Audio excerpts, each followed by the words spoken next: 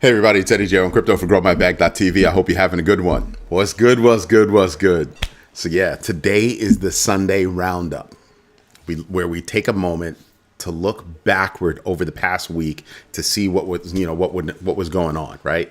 So we've got market trends and volatility, corporate adoption and institutional investments, decentralized finance and exchanges, regulatory and political developments, retirements and institutional integration, security and cybercrime, market analysis and predictions. So there's a lot that's going on, a lot that's going on. So we're pretty much priced in, with everything going on with jobs. We had 22,000 new jobs. That's down from the expected 75,000 new jobs. So yeah, in the case of jobs, there's looking like there's a reason to lower rates. Problem is that from other economic perspectives, there's no real reason to lower rates. You know what I mean? The prevailing decision is most likely going to be 25 basis points, period. I don't care what anybody says. At first we were thinking, first people were thinking that it could have been 50 basis points of a move. I'm really thinking that it's going to be 25, right? And then there's this whole thing around the Supreme Court could actually say, hey, you know what? Yeah, we agree your tariffs were an overreach, or most of your tariffs were an overreach. If the tariffs are an overreach, there's going to be a problem. Hey, Hutanik, what's good? The problem is going to wind up being that the United States would have to give all that money back. They would have to give all that money back. Because I want you to think about this. It's not the senders, right? It's not the people selling the goods to the United States that's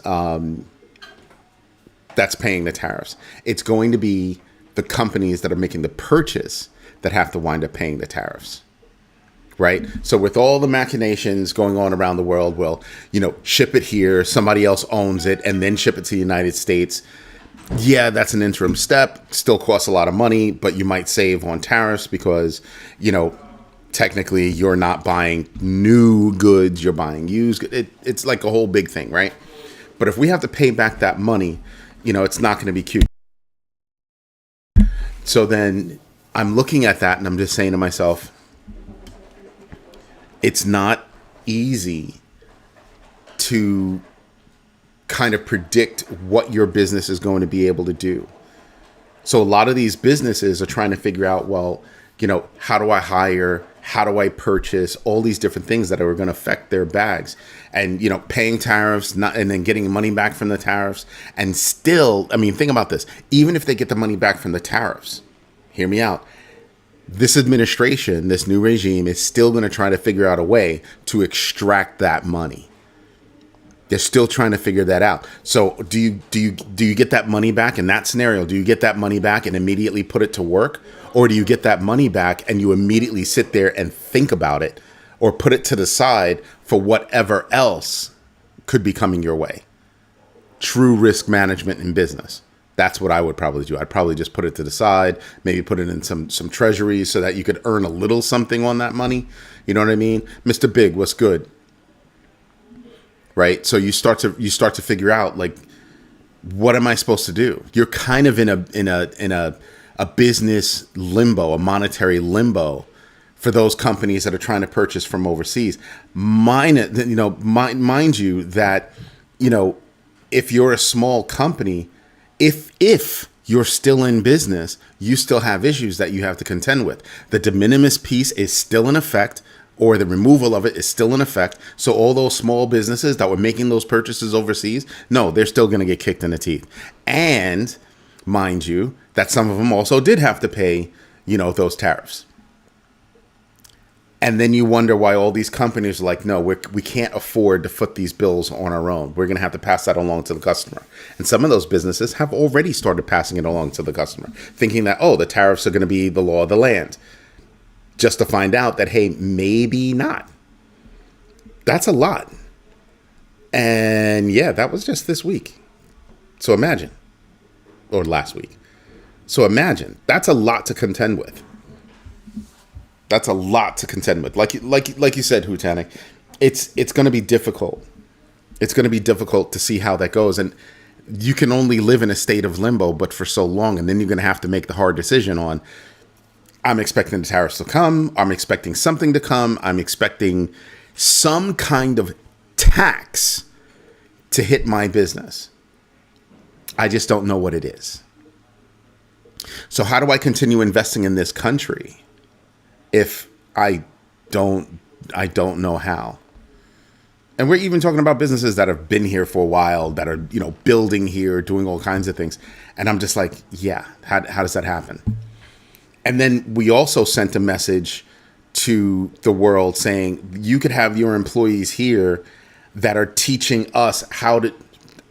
I want you to think about this, because I felt it when I heard it. It wasn't the act of, not getting people and, having them here, teaching us how to build cars, and then having, all kinds of ICE, DOJ, all that stuff happen, detaining people, causing a rift with, South Korea, because of the Hyundai plant. And then I sit there and I just kind of go, wow, that's not a good message to send. They have people come here to teach us how to build cars. We used to teach the world.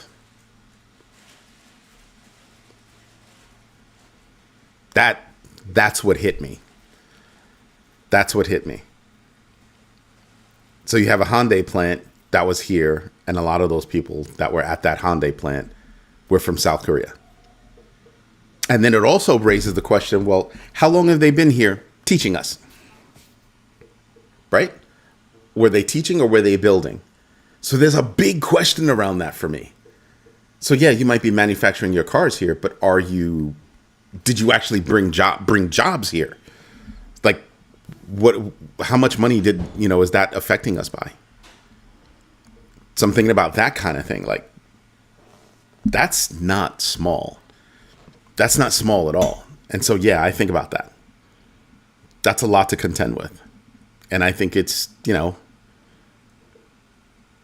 kind of uncool. Right? The fact that we still have to figure it out. So it's an issue. It really is an issue. Then, right? So that's one thing. And then we still have this, I guess, burgeoning scandal going on with WLFI, World Liberty Financial, their coin, because they blacklisted about 200 wallets, including Justin Sun's. But apparently there's a Polygon developer whose wallet they blacklisted too. And the developer's like, this is the scam of scams. They're literally stealing money from people. Now, I don't know how much that person put in, but I know Justin Sun put in, over 100 mil. So imagine what that is. Like, huh? $104 million. And you just blacklisted that. You didn't say, no, we don't want your money, take it back. You blacklisted the wallets.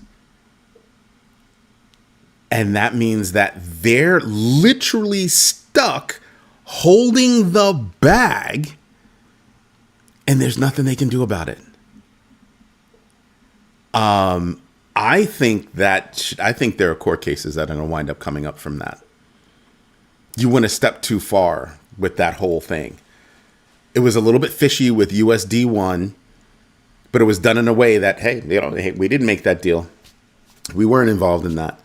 Remember that? Remember how that happened? It came out, and then somebody came out and did a $200 billion deal leveraging USD1.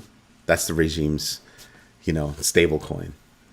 Thusly making that stable coin register in the top 100 coins. Yeah. Fishy. Because who's using that? Nobody's using that. But to have your wallet blacklisted.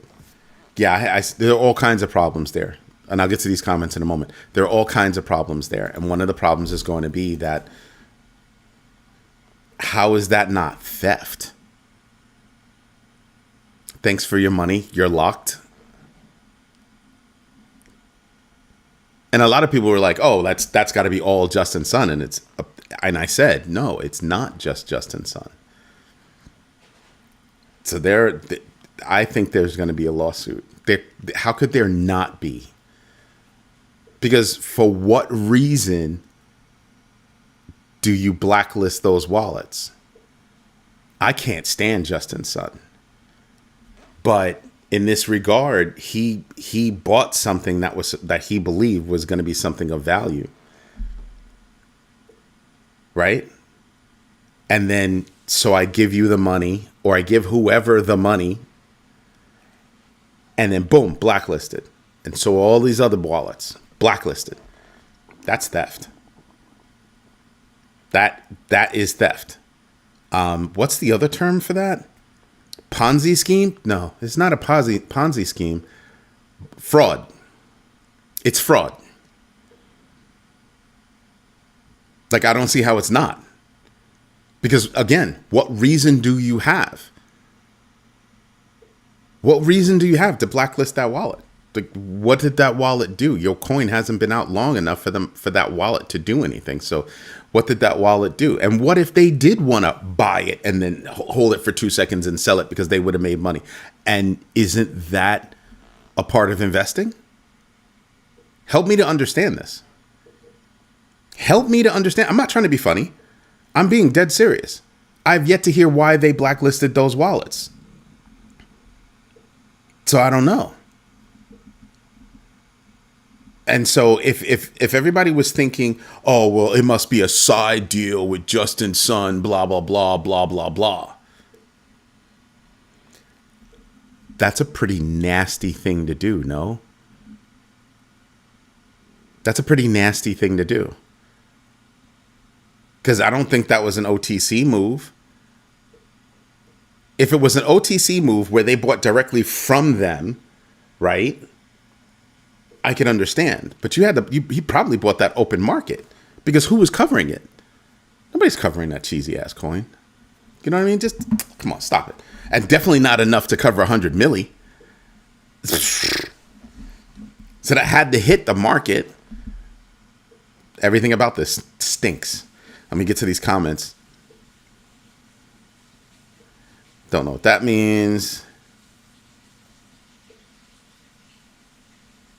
There's no such thing as AGI.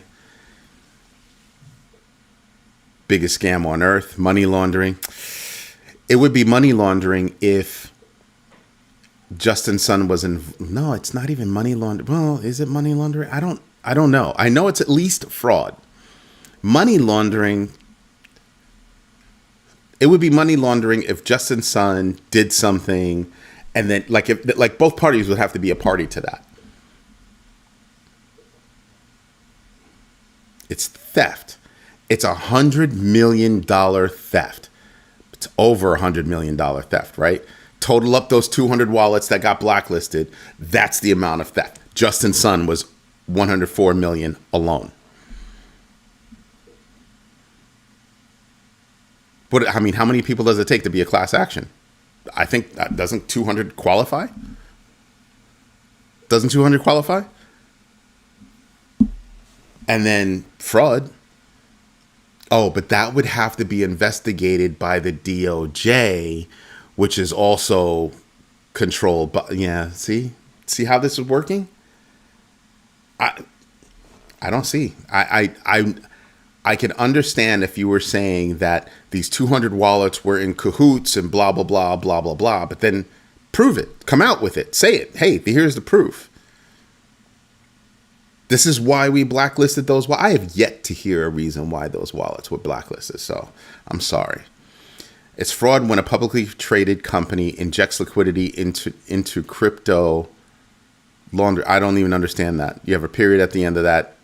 It's not fraud when a publicly traded company injects liquidity into crypto.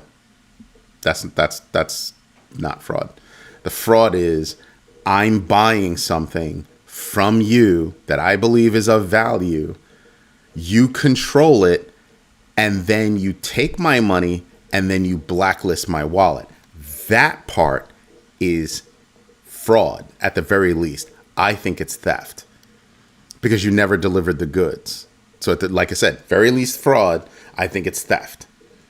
Because you delivered the goods. Technically, yeah, you delivered the goods. You just said, as soon as you got the goods, boom, you can't use them. I rendered your bags unusable. I took your value away from you. Theft. Fraud would be not delivering it after the fact, shutting it down. You delivered it because it's sitting in somebody else's bag because you had to allow the transaction to happen, right? So the transaction happened, and now you shut down that wallet. That part is theft. If it happened before where you just never delivered, I think that's fraud. I think putting it down afterward is theft. That, which goes to, I don't know, decentralization. That means the coin is not decentralized. Why would you be buying into something that's not decentralized? In Justin Sun's case, probably thinking, oh, well, you know, I spent 75 million with them before, so everything should be fine now. I should expect nothing. I mean, I got his watch, right? I got invited to a dinner. I got his watch, $75 million should be not a problem, but it is. It is. How could you come? Yeah. How can you come out with an evaluation that high? Not even an evaluation. It's I bought the coin, and because of how most people had to buy the coin, price went up.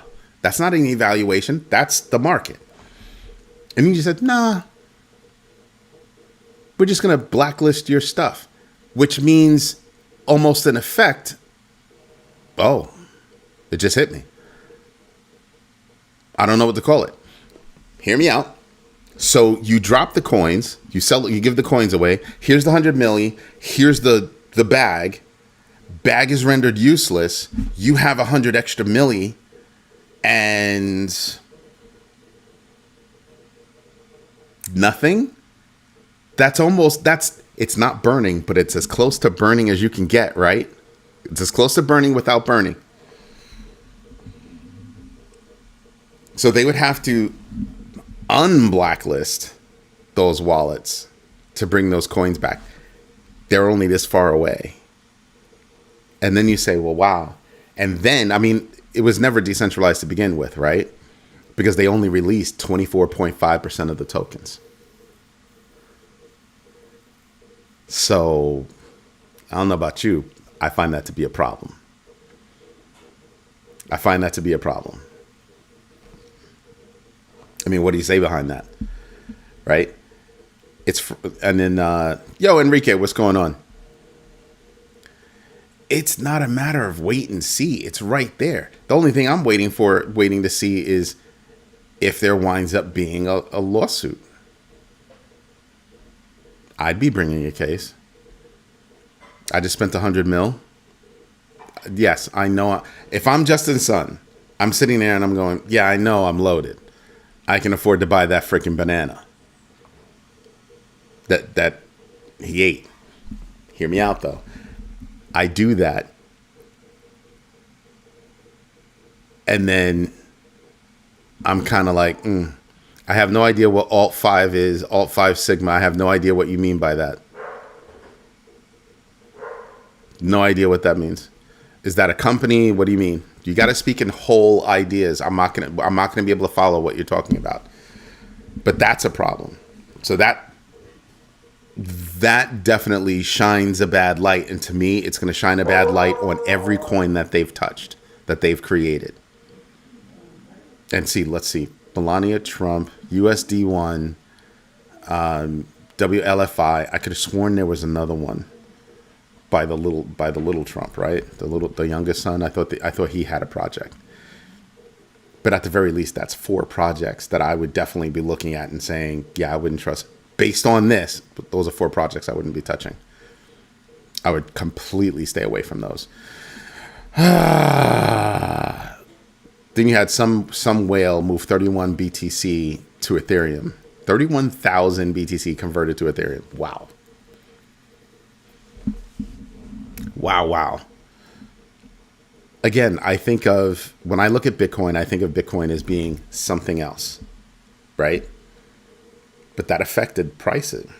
That 31,000 Bitcoin move affected Bitcoin's price, keeping it down here. That's a big hit. So we've been moving laterally for a long time. And most times when I say we're moving laterally, I'm expecting consolidation. I'm expecting, sprung up, kind of tightened up energy, right? I don't feel that way right now. Alt 5 Sigma is a company that put the Trump sons on, that gave money to World Liberty. Trump sons on.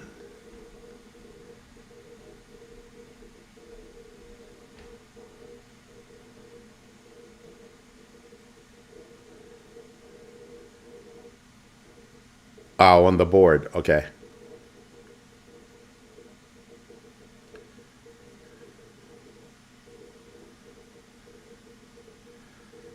Yeah, the getter got. Yeah. Mr. Big, I can see that. I can definitely see that. But it wasn't, they were put on the board of another company. Or one of them was put on the board of another company. I don't know if it was Alt 5. It could have been. But there was another company they were put on the board of. American Bitcoin. Or something like that. Yeah, the HUD 8 one. But Alt 5 sounds familiar now. Yeah, I think you could be right. But it doesn't even matter. Think about it. It doesn't even matter. I could care less about that part. And that part's a bit sketchy too. But I'm just thinking about this whole Justin Sun thing. And some people would sit back and go, ha ha ha, yeah, look at him finally getting it. That's cool. But he wasn't the only person that got stuck. That's where my problem is. So we knew it wasn't decentralized. They only released 24.5% of the coin, give or take. So already it's smelling bad. Why would you get involved? Why would you get involved? So that tells me that the coin is just BS, just complete BS. I wouldn't be touching it. Not at all. Not at all. So we've got the Fed rate that we're thinking that is going to be down by 25%. We still have this kind of controversy going on with that. If the Fed rate goes down, what is it going to affect? I don't think it affects all that much at all. I really don't. Housing prices came down to a whopping 6.29%. I'm just sitting back and I'm just kind of going, okay, they went down a little bit. It's still 6.29%. It's not just interest rates that make people want to buy houses. It's a combination of stuff. If you're looking from the retail side, we'll look at it from the commercial side. Sure, people are going to love the idea of, interest rates coming down. Duh, right? But that's the wealthy and institutions that are going to be able to take advantage of that. Do you really think 25 basis points is going to trickle down to alter anybody else's life? No. Want to know why? Our electric bills are going up. Our water bills are going up. We're going to have to save money for all kinds of doctor's bills or impending doctor's bills. Why is that? Well, because a lot of us believe that we've taken away people at the border checking food that comes into our country. And now who's checking that?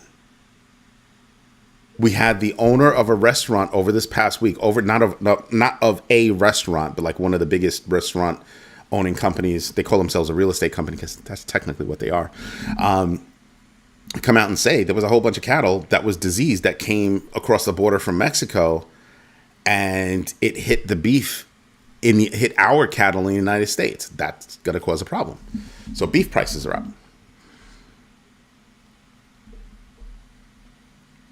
I don't think people are going to be swayed by, let's suppose the 25% comes through and everybody drops their prices, drops their interest rates by 25 basis points.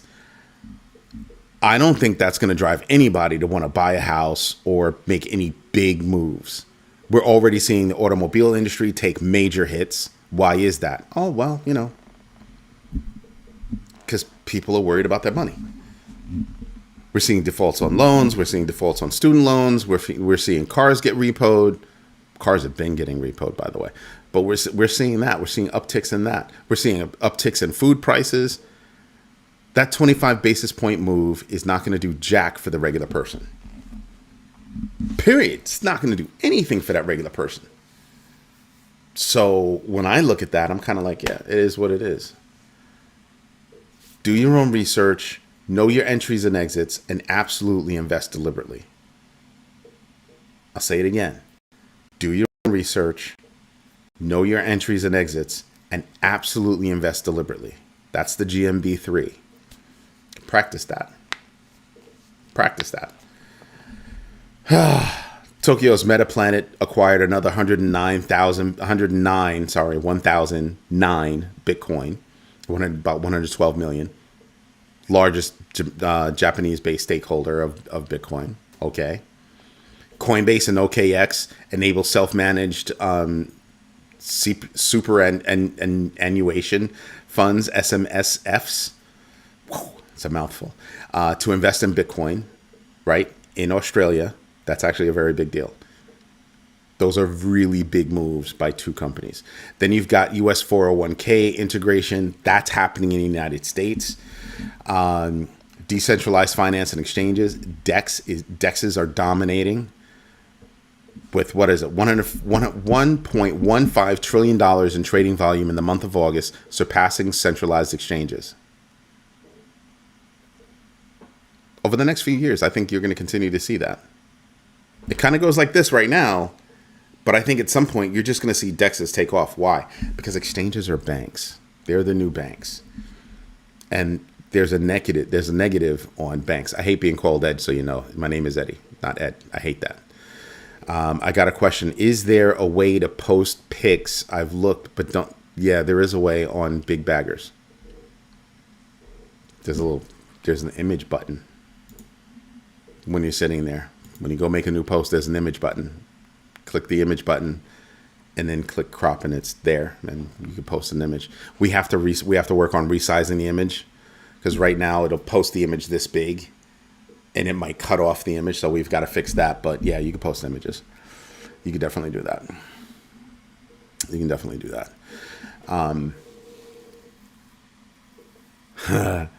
Crypto crime reached 163 million in August. Hacked DeFi protocols, AMMs, market makers, and individual users through phishing. One of the phishing attacks is, hey, scan this QR code. Yeah, how about you don't? No way to, Hutanic says, there's no way to avoid a deep crash within the next 12 months. Stocks have a 300-year PE ratio. That is bigger. That is a big bubble. Yeah. So I was listening to the news the other day while I'm trying to get some work done, and I damn near choked while I was starting to take a sip of my water.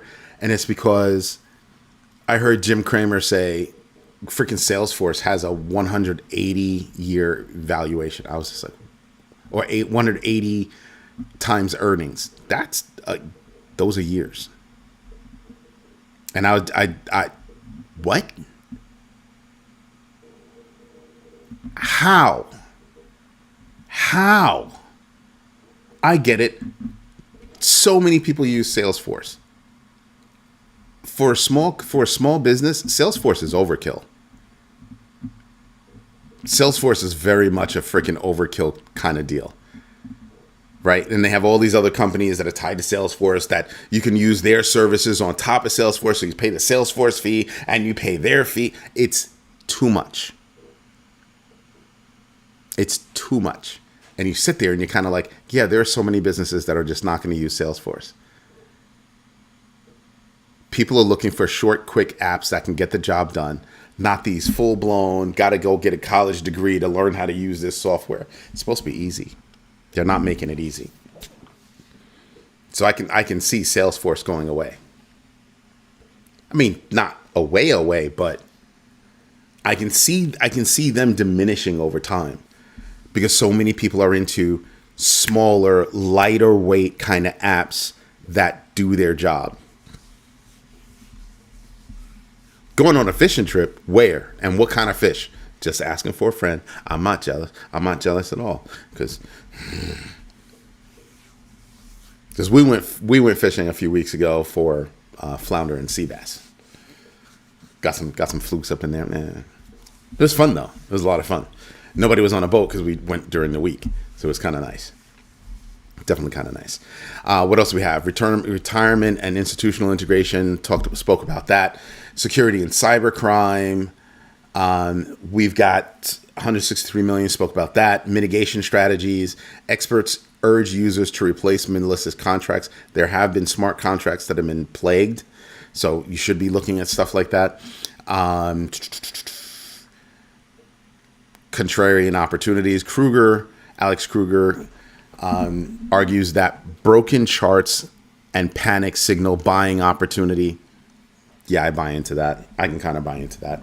For right now, I mean, some people are saying that our time frame is between October, mid-November. I'm thinking that we're closer to the first 2 weeks of October. And we already said September is going to suck. And it kind of is. Kind of just moving sideways. We need better news. And when I look at, again, back to the tariffs, so if the Supreme Court, because they have until the 10th, which is what, Wednesday, to fight it, if we come back with that and they say, well, no, that's overreach, we're not going to go for it. If that happens, I have no idea how the market's going to take that. I don't know if the market's going to pop because it throws everything out the window and then they've got to go figure it out. Or if the market says, yeah, we knew it was going to be a disaster to begin with. And here we are.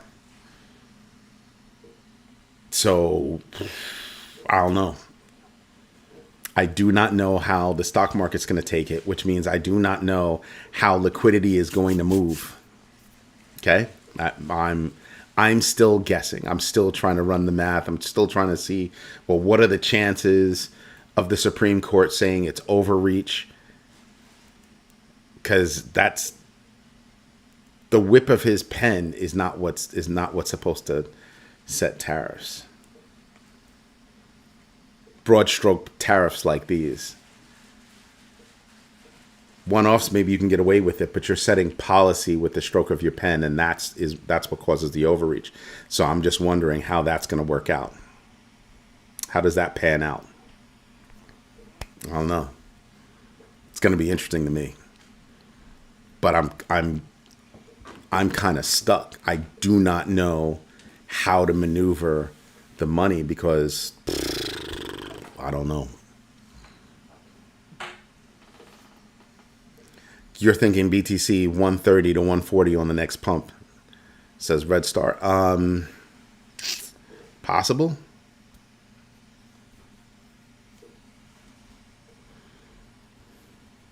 And Hutanic says, I really don't know anything about stocks. Are they valuated by assets and liabilities? Rhetorical question. Or just earnings, right? How can a tech stock have higher price than Delta with a bunch of assets? Not a dumb question, more rhetorical than anything else. Yeah, it's like how?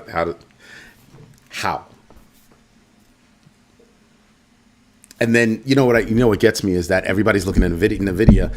I don't know how to pronounce that freaking word. They're looking at that chip company and they're saying, oh well, it's going to stay up. They're in the lead and blah blah blah blah blah blah. Yet nobody saw Broadcom coming.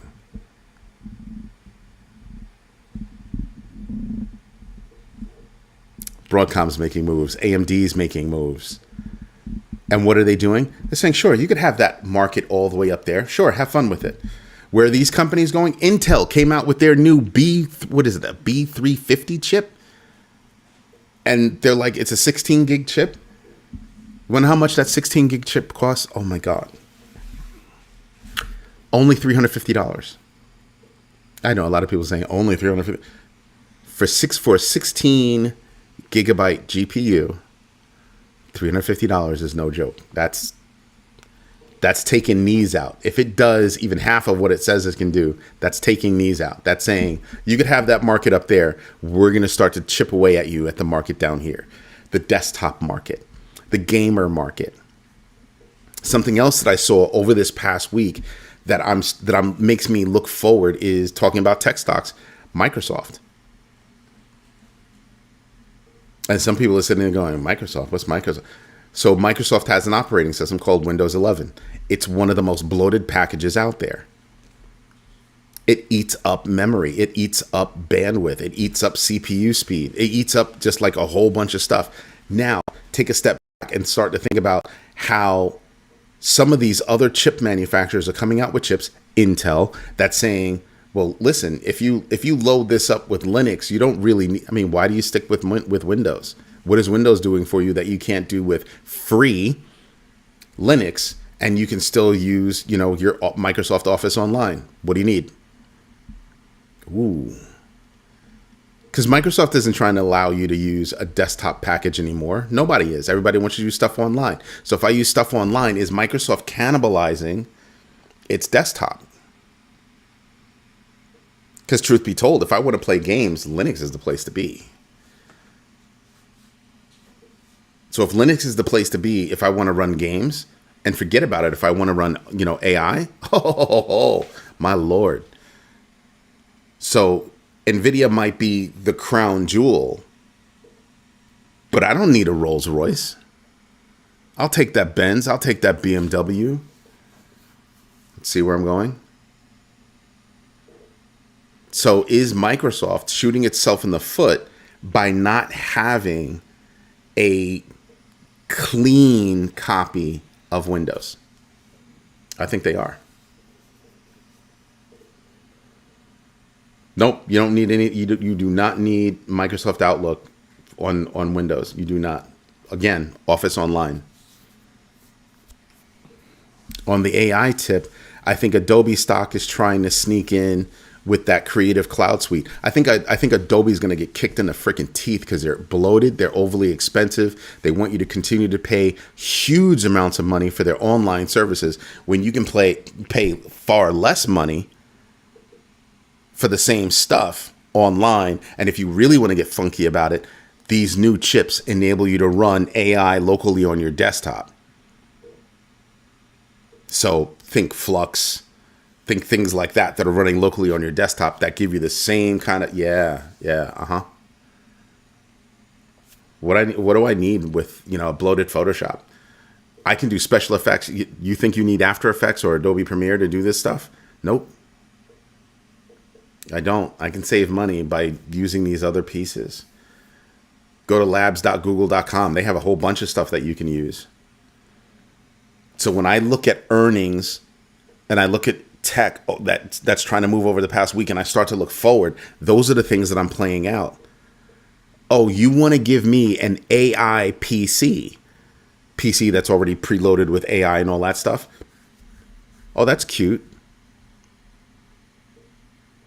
That's cute. But are you giving me an operating system where I can see who's trying to phone home with my data? Because as soon as you turn on Windows, it's trying to load up on OneDrive, right? Trying to get you always use OneDrive, always it defaults to OneDrive. It defaults to your online OneDrive. It's like, no, that's not what I need. Nope, it's backing up right here. Because hard disk space is really cheap. I can plug in a terabyte of space. I mean, hell, I can plug in like 16 terabytes of space. I can plug in like a whole bunch of stuff. I can have a NAS running at home. I do have a NAS running at home, and it's fairly cheap. So, I'm just looking at how these companies are looking, how the big tech giants are looking right now. And I'm saying to myself, a couple of them are leaving themselves open.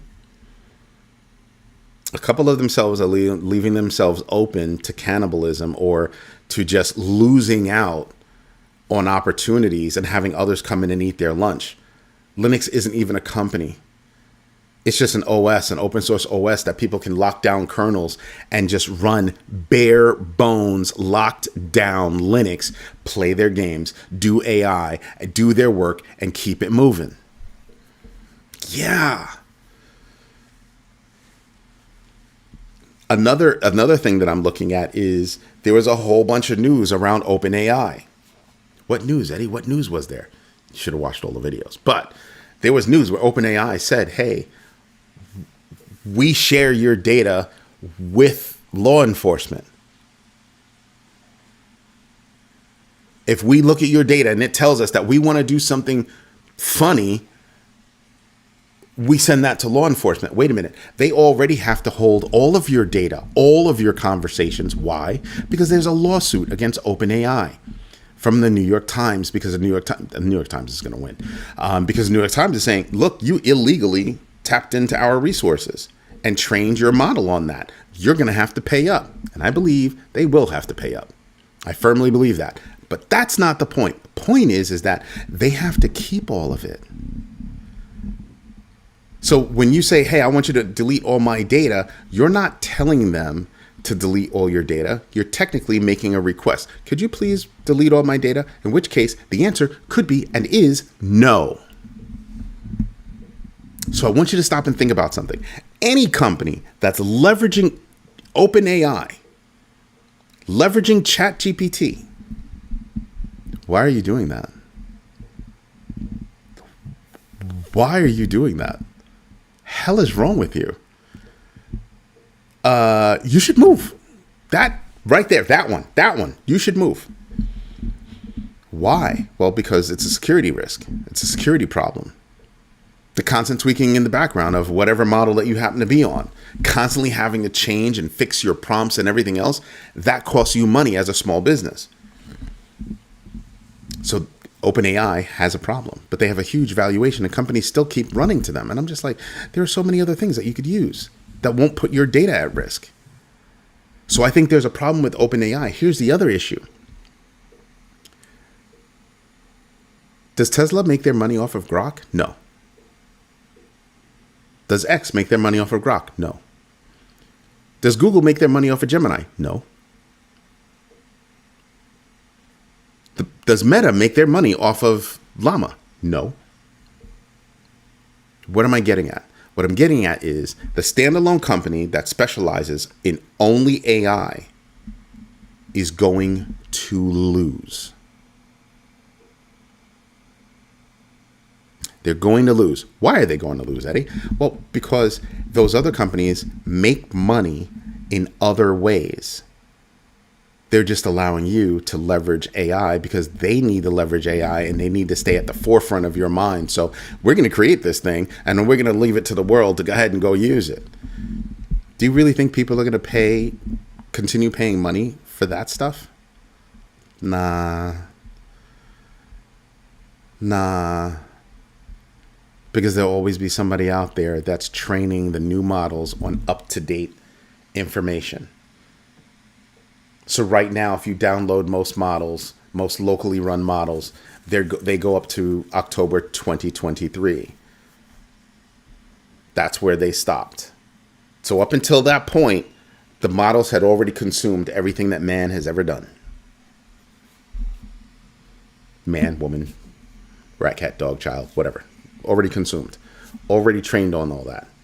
It's just from October 2023 going forward, they don't have that block of information. They don't have access to the most recent news and all that stuff, which is why you give it access to the internet. But you don't give it access to the internet. You have a separate piece that goes out to the internet, grabs information, and then hands it off to AI to say, okay, go work on this. This is the most recent information. Go work on that. So why am I continuing to pay you X amount of money per month when I can do that on my own with my new AI powered PC? Yeah, it starts to click in. Again, looking at the past, looking forward, what's going to affect me going forward? Are these things in the immediacy? No, but they're coming. They're here. They're already selling AI-powered PCs. Anything with an NVIDIA chip, go find out how big the NVIDIA chip is, how much the memory is on that chip. I have a laptop here. It's got 4 gigabytes of data of GPU. Guess what? I don't play games on my laptop. So what does that mean? Oh, yeah, I can run AI locally. I mean, it's very low in terms of, the Bs that I'm running. I'm running a 7B or 14B or a 20B, a 16B, a 24B, 32B, 70B, 90B, 235B. B meaning billions of parameters, right? And you sit there and you're just like, wow. Yeah. When you're online and you're using, let's say, ChatGPT, you're getting whatever model plus whatever additional tools that tie in to create ChatGPT. You're getting all that, right? But when I'm running it locally and they tell you what levels you get, mini, nano, full, whatever, they have 50 bazillion different names for the model. When you run it locally, you're getting the whole thing. There are not 50 bazillion names. There are 50 bazillion. There are different sizes, how many parameters it has, but you're getting the full Monty. Aha. Which is why when I can locally, I can run a 14B model side by side with GPT 4.1 Nano and be like, I'm getting better results from local. And GPT-5 sucks, so I'm sticking with you. I would stick with 4 if I'm using ChatGPT, which I don't want to do that. So you're looking at the two of them, and you're kind of going, "Yeah, I'm getting the same thing out of this 14B model. Wait a minute, so I'm going to run stuff locally." So you're going to have new computers come on the market. Think Christmas time. That are going to eat into OpenAI's profit, and any other company that is a standalone, GPT or GPT-like LLM, things like that everybody's paying monthly dues for. So that's a lot. That winds up being a lot. And you start to figure out, oh yeah, I don't actually need to do that. I don't actually need to do that. So what does that do for us? Well, it kind of means that those companies that are doing that are going to start to see things go away as AI becomes a commodity, and everybody's got AI. Remember Microsoft Office? Remember Microsoft Word when it first came out, and then came Excel, and then it became ubiquitous. Everybody had it. Think like that going forward. That's what I'm seeing. Comments. Let's see. The proprietary software we use has Outlook, which requires an additional license. Yeah, but you don't need, to answer that question, you don't need Windows to carry that license unless your proprietary software requires Windows, in which case that's not an Outlook problem. That's a proprietary software problem. So that's how your business runs. Watch a documentary on AI, data centers. Oh my God. Those use serious energy. Dude, this is what I've been saying. And everybody was like, oh my God, why you keep humming along about energy? That's why. Now think about this.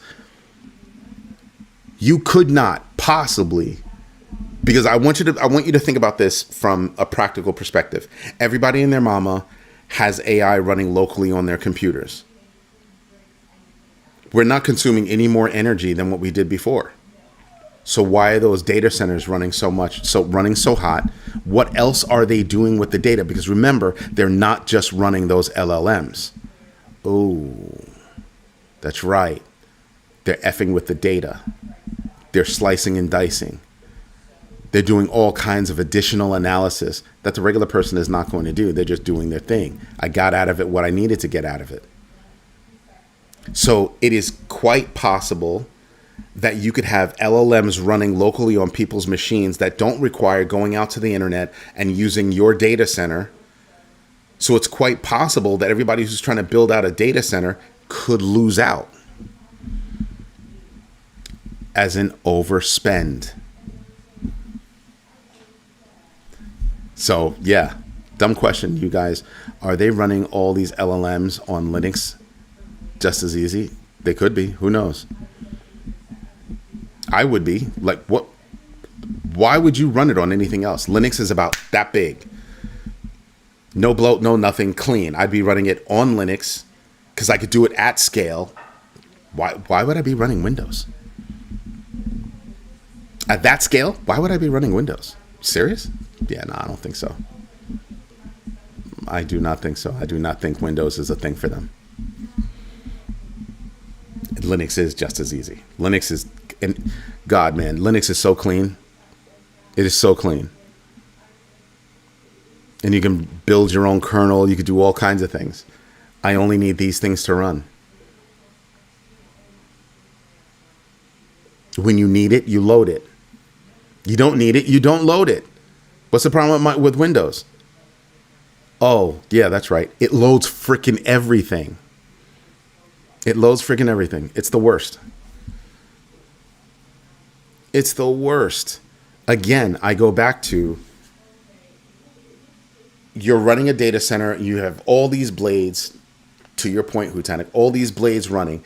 But again, not everything is dedicated toward AI itself, meaning the outward facing service that they're providing. A lot of that crap is inside. Like I said, analyzing all the data that everybody in the world is freely giving to them. Ta-da! But this is not a technology thing. Is Microsoft shooting themselves in the foot? Are companies like OpenAI, just because you were at the forefront, are they going to be affected by AI running locally? If AI is running locally, did Intel, Broadcom, and AMD make the right moves by going after this lower level desktop, even higher end desktop market? And then you say, the answer is holy moly. Like, what? That's going to take away from a lot of people's stuff, a lot of people's business. So when I start to look forward, I start to say, okay, so NVIDIA, nobody's hitting NVIDIA at that high level right now. Nobody. Getting better, getting closer. But you want to know how they can actually do it? NVIDIA right now is probably, in terms of the higher level, they're the ones that have got it. But you can get there by saying, I can fit more memory on this chip. There are things that you can do that can get you there. It's just about the efficient use of energy, all that other good stuff. And that's what people are keying in on. So Intel makes a move. Broadcom makes a move. AMD makes a move. AMD Radeons are not that far off performance-wise from NVIDIA. Oh, yeah, let's not count out companies like Huawei and other companies coming out of China that are also trying to make their own chips. Are they anywhere near where they need to be for companies like DeepSeek, Quen, Alibaba and others to actually do better? Not quite yet. But how far away are they? Not far. I think NVIDIA is about 2 seconds away from having their Iron Man moment. You remember Iron Man, everybody's like 10 years behind me in this technology, blah, blah, blah, blah, blah, blah. They'll just never get there because it's not like I'm going to stop, yada, yada, yada. And then here comes, Whiplash, who comes out with his technology like a year later. Another guy in a freaking basement who recreated that technology. So we had that moment, right? We had that moment for OpenAI. I think we're not that far away from having that moment with NVIDIA. That's going to be the one. That's going to be the one. So I'm looking at moves like that. So I'm looking back here to see who's doing what, who affected who, and how that's working out to look forward. And there's a lot. There's a lot going on. Cranberry and... So that's what I'm looking at going forward. Tension between regulators is still a problem. United States versus everybody else. This is not a political statement. I'm going to say it like this. It's not a political statement, but it is going to affect... Oh, that was the wrong window. Let me delete that. I don't have any moderators on right now, which sucks. So when I look at...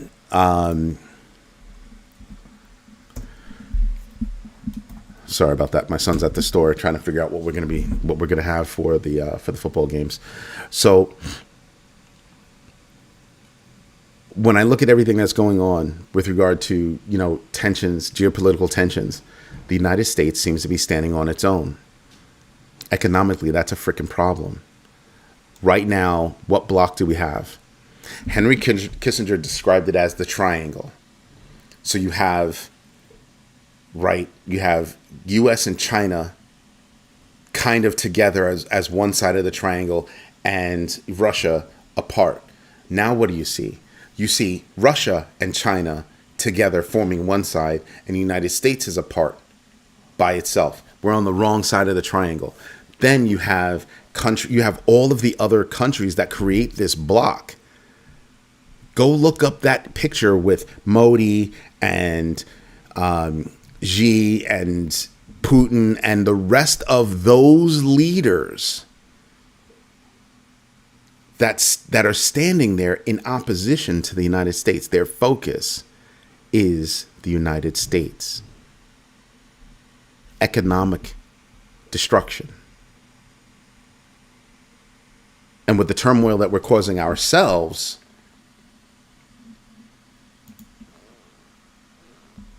just saying.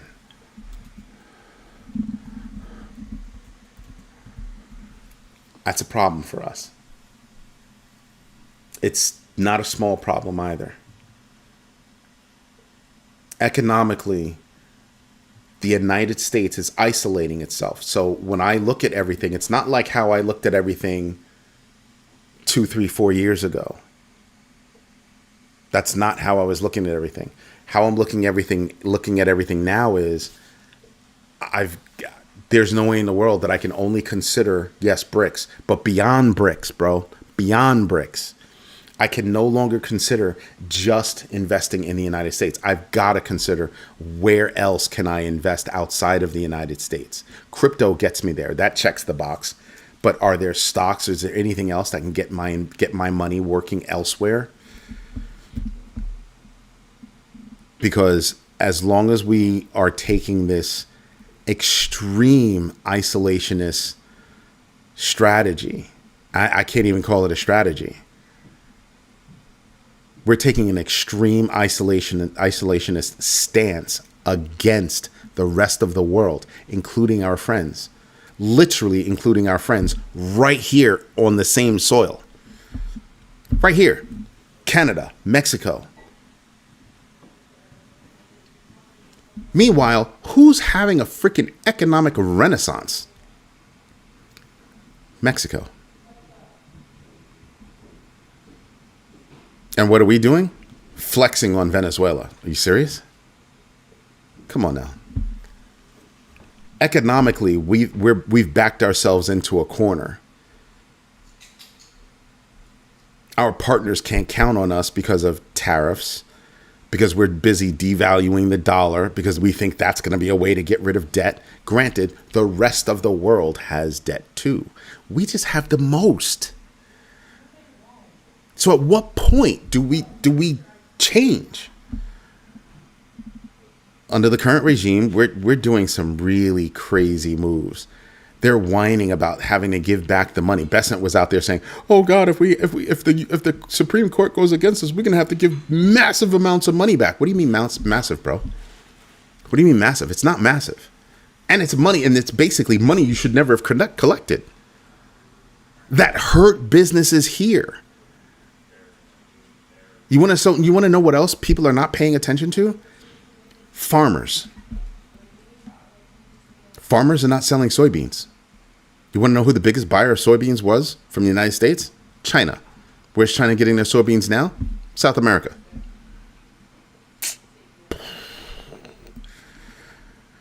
How is any of this good?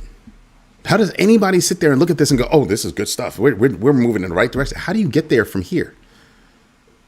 How does that equate? The math's not mathing for me. So I'm quite concerned about how we're taking out small businesses. We're chopping small businesses at the knees. And what's the backbone of this country? Small business. It's small business. We're not doing anything to help small businesses. We're doing everything we possibly can to hurt small businesses. Massive problems. Massive. So 2026, nobody's going to convince me that 2026 is going to be a good year for the average person. Maybe for the wealthy, maybe for the institutions, the large corporations that are out there buying up all the land and driving up housing prices. But we should have thought about this years ago when regular people on regular salaries can't afford to buy a home. Just saying, it's a lot of stuff to take in. Let's see what else I met.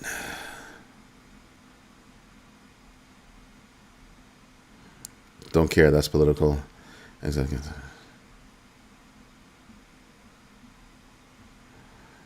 There will be a global economic collapse in 2026. Everybody in the world has massive debt problems. We didn't need to charge tariffs. We needed to bring everybody together and say, everybody's got debt.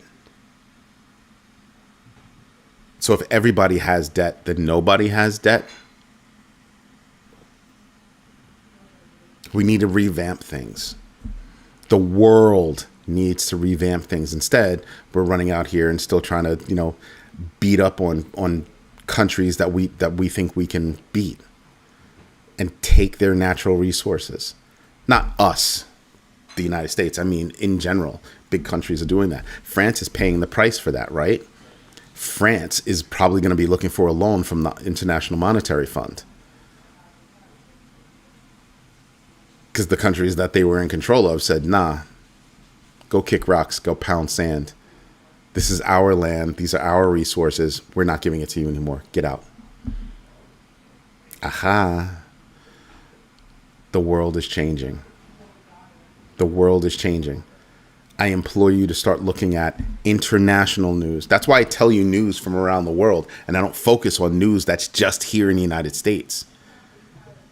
I try to share with you what regulatory transactions are happening around the world, what kind of big events are happening around the world with regard to investing, because what happens over there is going to affect over here. What happens over here is going to affect over there.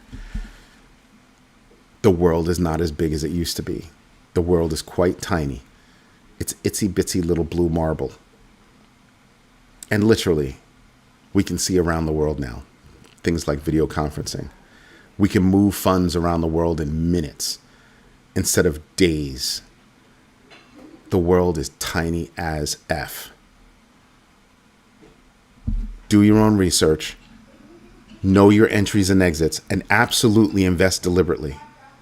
We must learn how to do this. If we have a problem in 2026, the world is going to have a problem in 2026. If the world has a problem in 2026, we're all going to have to rethink things. And I think it'll be longer to get out of the problem. Just saying. Anyway, everybody, this is Eddie J on crypto for growmybag.tv. I hope you like what I'm doing. I hope you do. If you do me a favor, smash the likes because it helps us with the algorithms. We're trying to get it up there and gain more people. This is the only, I firmly believe this is the only community that's talking about things while they're on the way up, while they're on the way down. We started this show. We started this community when the market was still low, still moving low. So yeah, we're a little bit different. It's not about how much you have. It's about how much you would like to have. Your real definition of enough. Okay? Let's get there. Let's grow our bags together, teach each other. That's how we're going to do it. Everybody, this is Eddie J on crypto for growmybag.tv. I hope you have a good one. Thank you for your time. Thank you for your patience. Thank you for your patience. And absolutely, thank you for your trust. Everybody have a